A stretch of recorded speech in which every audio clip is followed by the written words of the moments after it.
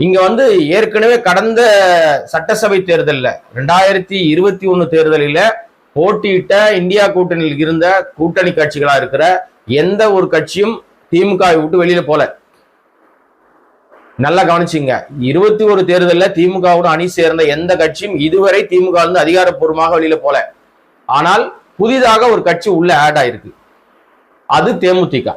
ஏற்கனவே அவர்கள் இரட்டை இலக்கத்துல இடம் வேணும்னு கேட்டுட்டு இருக்காங்க, ஒரு ராஜ்யசபா சீட் வேணும்னு கேட்டுட்டு இருக்காங்க. 4 ராஜ்யசபா இடங்கள் இப்போ திமுக வசம் இருக்கிறது. அதிமுக வசம் 2 ராஜ்யசபா எம்பிக்கள் இருக்கிறாங்க.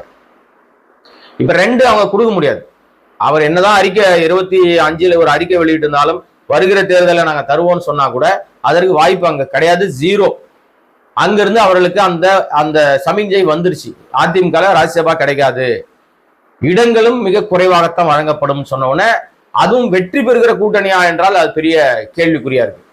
அங்க யார் முதல்வர் என்று சொல்வதற்கு அங்க யாருக்கும் தைரியம் இல்லை. ஏன்னா எடப்பாடி தான் முதல்வர்னு அவர் சொல்லிக்கிறார்.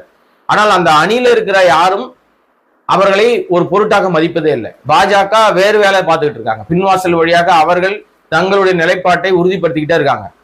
நாளைக்கு ஒரு சூழல் வந்து தொங்கு விஷயங்கள் வந்தா யார் கூட அணி சேர்ந்து பாஜக தலைமையில ஆட்சியை பிடிக்கிறதுக்கு வாய்ப்பு இருக்கு, எடப்பாடியை டம்மி ஆக்குவதற்கு வாய்ப்பு இருக்கு.